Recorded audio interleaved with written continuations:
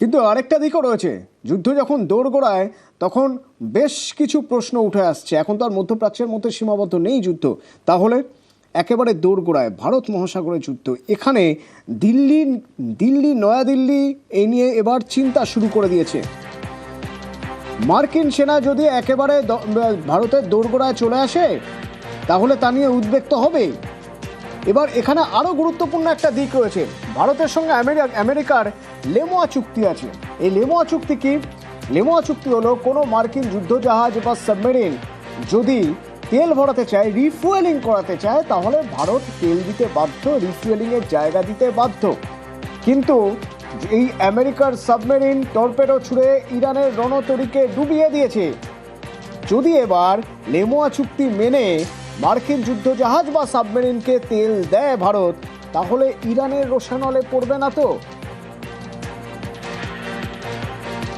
যেহেতু এই কাণ্ডটা ঘটেছে আন্তর্জাতিক জলসীমায়, ভারতের সার্বভৌমত্ব নিয়ে হয়তো এক্ষুনি চিন্তার তেমন কিছু নেই, কিন্তু সামরিক দিক থেকে উদ্বেগের একটা কিন্তু ব্যাপার থেকেই যাচ্ছে। ভারত আমেরিকার যে সামরিক সহযোগিতা সেটা কিন্তু গত প্রায় 2.5 দশক ধরে চলছে।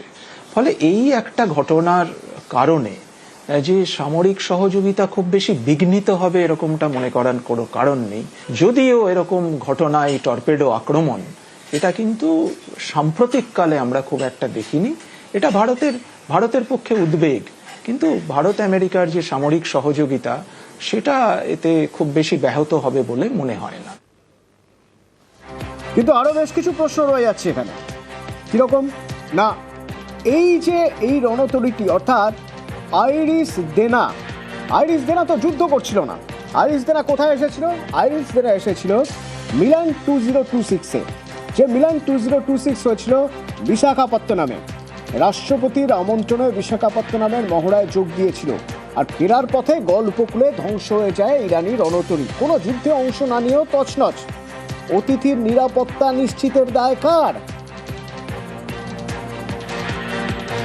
মিলান এই যে সামরিক মহড়া, সেটাতে আমাদের প্রেসিডেন্ট থাকেন। তবে জাহাজটা যেহেতু ভারতের উপকূল ছেড়ে বেরিয়ে আন্তর্জাতিক জলসীমায় চলে গেছে, ফলে ভারতের সেইটা একটা বলার জায়গা থাকছে, যেটা আমার উপসীমায় ঘটেনি, উপসাগরীয় বা আমার জলসীমায় ঘটেনি, এটা আন্তর্জাতিক জলসীমায় ঘটেছে। ফলে ভারত হয়তো সেরকমটাই বলবে। আমেরিকা ইতিমধ্যেই সেটা বলেছে। হয়তো ভারত বলতেও পারে, নাও বলতে পারে, কিন্তু ভারতের উদ্বেগের কথা ভারত কিন্তু আমেরিকাকে জানাবে, এ ব্যাপারে কোনো সন্দেহ নেই। ইরানের তরফেও কড়া প্রতিক্রিয়া। ইরানের বিদেশমন্ত্রী কড়া প্রতিক্রিয়া দিয়েছেন এই ঘটনায়। কি বলছেন তিনি বলছেন ইরানের 2000 মাইল দূরে আমেরিকা এই আক্রমণ, এটা দুঃসাহস। ভারতীয় নৌবাহিনীর অতিথি হয়ে মহড়ায় অংশ নিতে গিয়েছিল এই রণতরীটি, সেটিতে কেন আঘাত করা হবে? ফ্রিগেট দেনা, তাকে কোনো সুযোগ না দিয়েই হামলা করা হয়েছে। যে উদাহরণ ওরা তৈরি করছে, অর্থাৎ আমেরিকা তৈরি করছে, তার জন্য মার্কিন যুক্তরাষ্ট্রকে প্রায়শ্চিত্ত করতে হবে। চ্যালেঞ্জ ছুড়ে দিচ্ছেন সৈয়দ আব্বাস আরাঘচি, ইরানের বিদেশমন্ত্রী।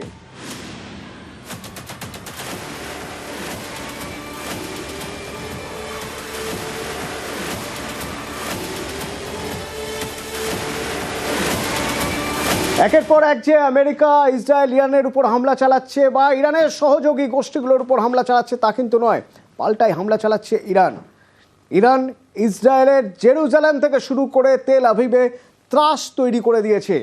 মুহুর্মুহ সাইরেন বাজছে সেখানে, মানুষ বাংকারে রয়েছেন, রাস্তাঘাট সুনসান।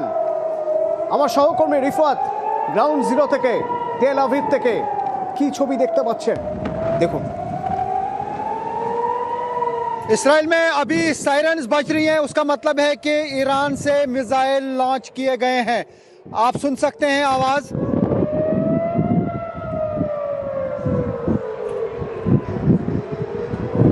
तो मैं इस वक्त टेल अवीव में हूं और हर साइड से सायरन्स बज रही हैं और लोग अंदर शेल्टर की तरफ जा रहे हैं और मैं भी अब शेल्टर की तरफ जाने की कोशिश करूंगा, क्योंकि ऐसा लगता है कि अभी भी यहाँ पे जो है ये सिलसिला नहीं रुक रहा है। लगातार कोशिश की जा रही है ईरान की तरफ से इसराइल को टारगेट करने की, एक के बाद एक जो है मिसाइल्स और रॉकेट्स फेंके जा रहे हैं। जेरूसलम में भी कई आज हमले किए गए, हालांकि काफ़ी सारे मिसाइल्स जो हैं वो इंटरसेप्ट किए जाते हैं एयर डिफेंस सिस्टम के ज़रिए, जो हवा में ही नाकारा हो जाते हैं, लेकिन काफ़ी सारे जो हैं वो हिट कर रहे हैं। सुन सकते हैं आप।